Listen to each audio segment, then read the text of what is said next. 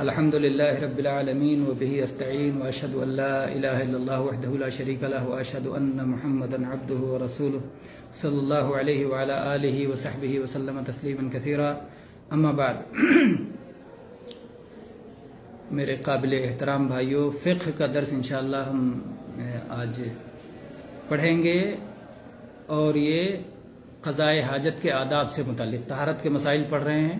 گزشتہ درس ہوا تھا سنن فطرت کے تعلق سے، اور سنن فطرت میں 5 مشہور چیزیں، مشہور حدیث کا ذکر ہوا، اور اس کے بعد میں پھر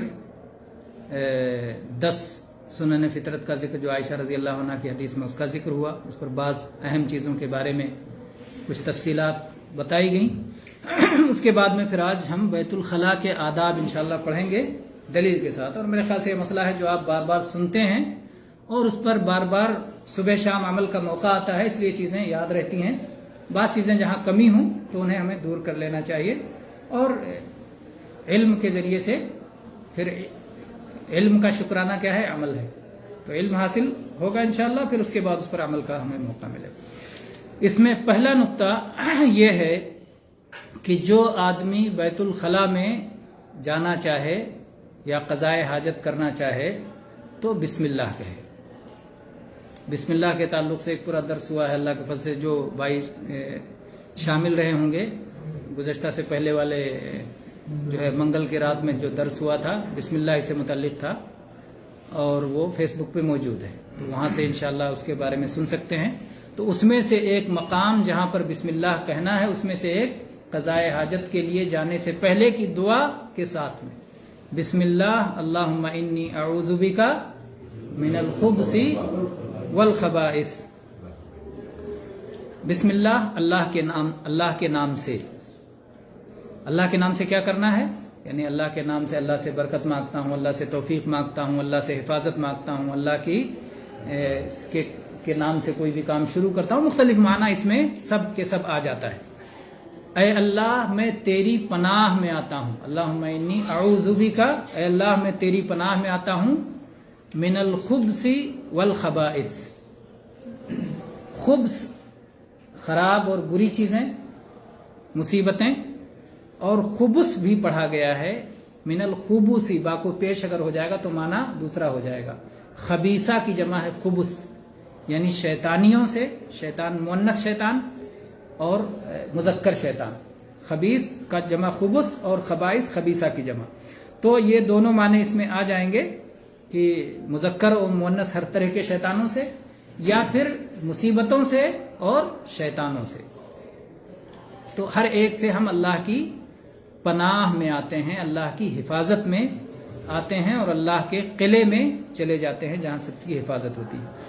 اور اس کی دلیل علی رضی اللہ عنہ کی حدیث ہے جو صحیح الجامع میں 3611 نمبر پر ہے، ترمذی میں ہے، ابن ماجہ میں ہے۔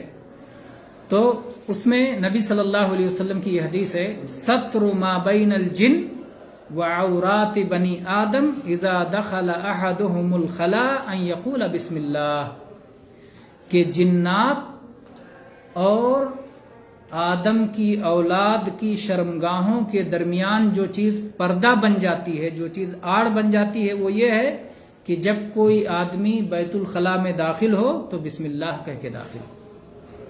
تو گویا جب آدمی بسم اللہ کہہ لیتا ہے تو اللہ تعالیٰ اس کے لیے جناتوں اور شیطانوں سے پردے کا انتظام کر دیتا ہے۔ انسانوں سے پردے کا تو ہم لوگ کر لیتے ہیں، بیت الخلاء کے اندر داخل ہو گئے تو یہ وہ مخلوق ہے جو نظر آتی ہے۔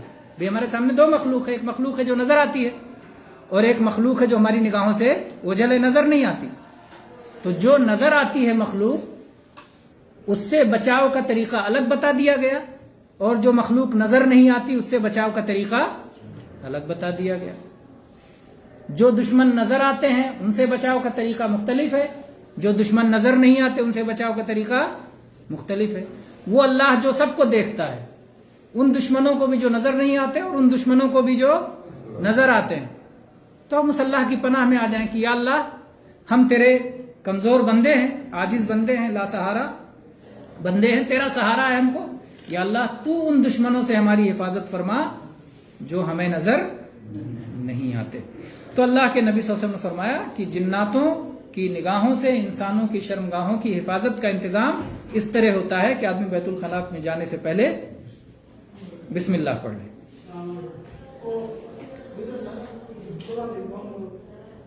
اس کے بعد میں اسی طرح سے اس سلسلے میں انس رضی اللہ عنہ، یہ حدیث کس صحابی سے آئی ہے؟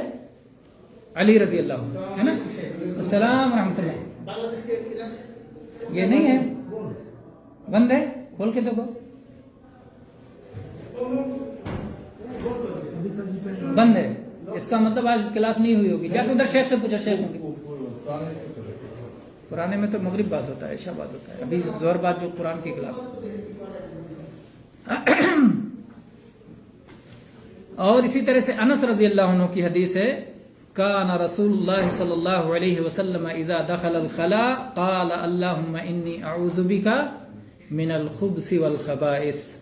یہ متفق علیہ حدیث ہے، صحیح بخاری میں، صحیح مسلم میں، اور اس کے علاوہ ابو داؤد، ابن ماجہ، ترمذی، نسائی وغیرہ سب میں ہے. گویا پوری کتب ستہ میں موجود ہے یہ حدیث کہ اللہ کے نبی صلی اللہ علیہ وسلم جب بیت الخلاء میں داخل ہوتے تھے تو آپ یہ دعا پڑھتے تھے، اے اللہ، اللہم انی اعوذ بک من الخبث والخبائث. اے اللہ، میں تیری پناہ میں آتا ہوں مذکر اور مؤنث جنوں اور شیطانوں سے، یا مصیبتوں اور خبیث اور بری چیزوں سے.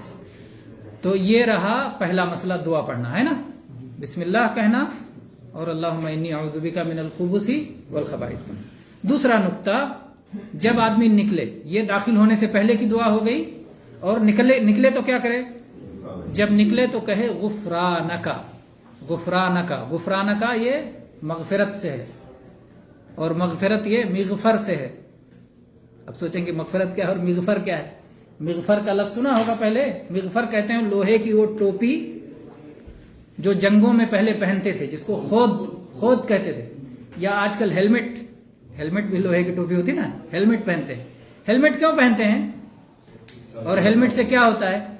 سر چھپ جاتا ہے اور سر کی حفاظت ہو جاتی ہے. سر کی حفاظت ہو جاتی ہے، سر چھپ جاتا ہے. تو اس کو کہتے تھے مغفر، یعنی چھپانے والی چیز اور حفاظت کرنے والی چیز. اور مغفرت یہی ہے کہ یا اللہ ہمارے گناہوں کو چھپا دے، گناہوں کی پردہ پوشی فرما دے.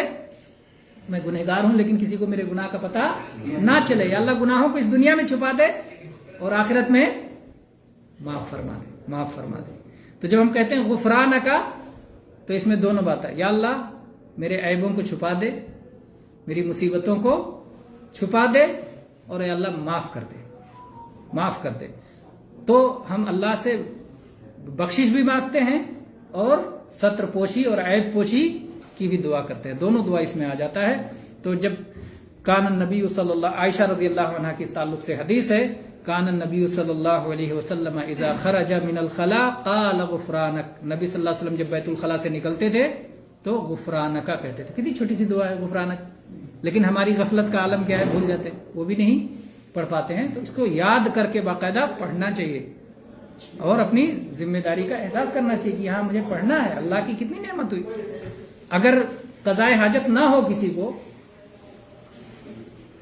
ہوا نہ نکلے، پیشاب نہ نکلے، پاخانہ نہ نکلے، تو کیا حالت ہو جائے گی. لیکن وہ اللہ کی نعمت ہے کہ وہ باہر ہو جاتا ہے. اس سلسلے میں ایک بڑا قصہ بڑا مشہور ہے. کہتے ہیں کہ کوئی بادشاہ تھا، تو کسی شخص نے اسے نصیحت کی، کسی حکیم نے، کسی عالم نے، کسی سمجھدار نے اسے نصیحت کی. کہا بادشاہ اگر تمہیں پیاس لگی ہو سخت اور پانی نہ مل رہا، اور کوئی شخص کہے کہ یہ پانی آپ کو میں آدھی سلطنت کے بدلے دوں گا، آدھی سلطنت میرے نام کرو، پانی دوں گا، تبھی دوں گا، تو دے دو گے؟ کہا بالکل دے دوں گا، جان ہے تو جان، سلطنت لے کے کیا کروں گا. تو کہا ٹھیک ہے. اچھا، اس کے بعد آپ نے پانی پی لیا، اب پیشاب کے لیے نکل نہیں رہا ہے، آپ تڑپ رہے ہیں، اور کوئی حکیم آتا ہے کہتا ہے پیشاب یہ باہر نکلے گا لیکن آدھی سلطنت مجھے چاہیے، تو دے دیں گے؟ کہا بالکل دے دیں گے. تو کہا اس سلطنت کی کیا قیمت ہے؟ ایک گلاس پانی، آدھا جانے کے لیے آدھا نکلنے کے لیے. تو یہ سلطنت ہے. تو دنیا کی کیا قدر ہے. اسی لیے نبی صلی اللہ علیہ وسلم نے دنیا کے بارے میں کیا فرمایا کہ اگر دنیا اللہ کے نزدیک ایک مچھر کے پر کے برابر بھی اس کی حیثیت ہوتی تو اللہ تعالیٰ کسی کافر کو، اپنے انکار کرنے والے کو پانی کا ایک گھونٹ بھی نہیں دیتا. لو کانت الدنیا تساوی عند اللہ جناح بعوضۃ ما سقا منها کافرا شربۃ ماء. پانی کا ایک گھونٹ بھی اللہ نہیں دیتا. لیکن اللہ کے ہاں دنیا کی حیثیت مچھر کے پر کے برابر بھی نہیں. کیا دنیا کوئی حیثیت نہیں. تو میرا کہنا یہ ہے کہ جب آدمی بیت الخلاء سے نکلے تو کیا کہے؟ غفرانک. یہ کس کی حدیث ہے؟ عائشہ رضی اللہ عنہ کی. نبی صلی اللہ علیہ وسلم کے گھر کے حالات ہمیں کس سے ملے؟ نبی صلی اللہ علیہ وسلم کی پاک باز بیویوں سے، جن کا احسان مند ہونا چاہیے. اس امت میں کتنے نالائق ایسے ہیں جو عائشہ رضی اللہ عنہ کی اس احسان مندی سے بہت دور ہیں، بلکہ بدبختی میں ان کو برا بھلا تک کہتے ہیں. اللہ تعالی ہم سب کو ہدایت پہ رکھے اور انہیں بھی ہدایت نصیب کرے. بہرحال تو یہ ہو گیا آداب قضائے حاجت کا دوسرا مسئلہ. اس کے بعد ہم چلتے ہیں تیسرے مسئلے کی طرف. وَيُسْتَحَبُّ کیا ہے؟ یہ بھی مستحب. اس کو اہل علم نے ذکر کیا ہے کہ آدمی جب بیت الخلاء میں جائے تو بایاں پیر پہلے رکھے، داخل ہوتے ہوئے بایاں پیر رکھے اندر، اور نکلتے ہوئے بایاں داہنا رکھے. داہنا نکلتے ہوئے باہر رکھے تاکہ بیت الخلاء کے اندر زیادہ دیر تک کون سا پیر رہے؟ بایاں.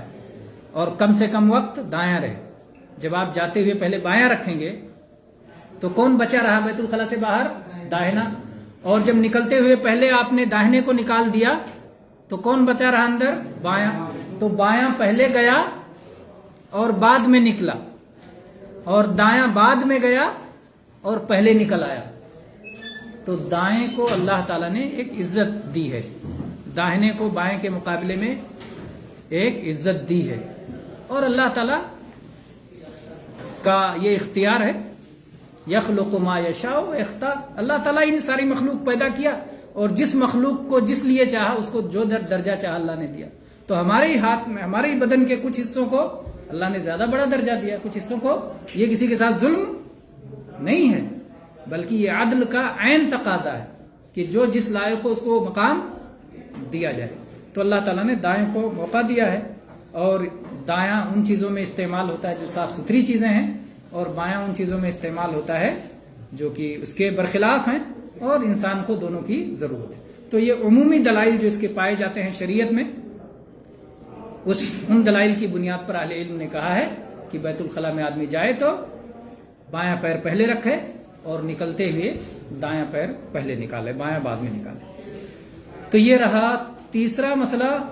اور چلتے ہیں چوتھے مسئلے کی طرف کہ اگر کھلے میدان میں کبھی قضائے حاجت کی ضرورت ہو تو آدمی دور نکل جائے تاکہ لوگوں کی آنکھوں سے محفوظ رہے. اس سلسلے میں جابر رضی اللہ عنہ کی حدیث ہے، کہتے ہیں خرجنا مع رسول اللہ صلی اللہ علیہ وسلم فی سفر وکان رسول اللہ صلی اللہ علیہ وسلم لا یأتی البراز حتی یتغیب فلا یرا. یہ حدیث ہے صحیح ابن ماجہ میں 268 نمبر پر. تو اس میں جابر رضی اللہ عنہ کہتے ہیں کہ ہم لوگ جب سفر میں نکلتے، رسول اللہ صلی اللہ علیہ وسلم کو قضائے حاجت کی ضرورت ہوتی تو دور آپ نکل جاتے اور غائب ہو جاتے، ہماری نظروں سے اوجھل ہو جاتے تاکہ کسی کی نگاہ نہ پڑے. اسی طرح سے چوتھا، 4 ادب ہو گئے.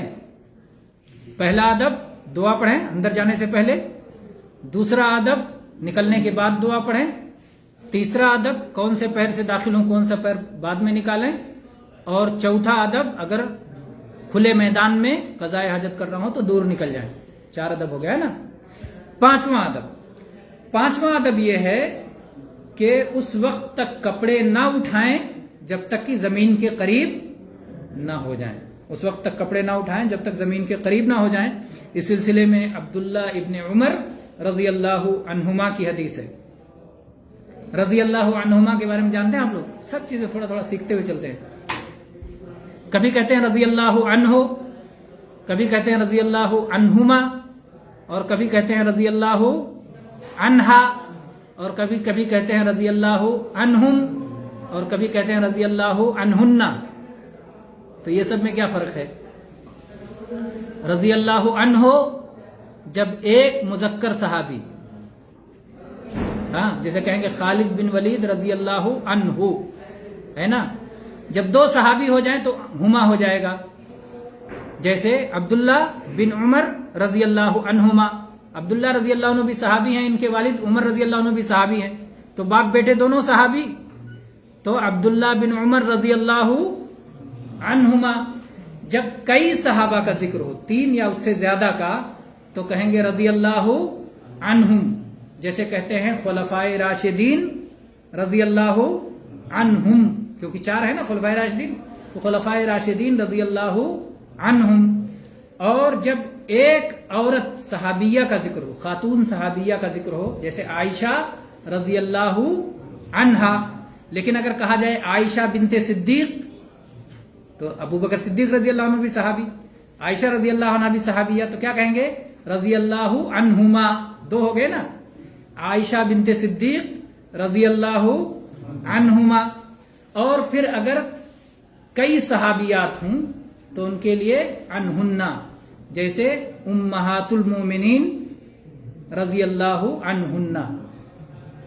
تو یہ عربی قاعدے کے حساب سے عنہ، عنہا، عنہما، عنہم، عنہن معنی کے حساب سے فرق ہو جاتا ہے. بہت سارے لوگ اس میں فرق نہیں کرتے، لیکن طالب علم ہیں تو انشاءاللہ اسے سیکھیں گے، فرق کریں گے. تو یہاں ہے کہ عبداللہ ابن عمر رضی اللہ عنہما کہتے ہیں ان النبی صلی اللہ علیہ وسلم کان اذا اراد الحاجۃ لا يرفع ثوبه حتى يدنو من الارض.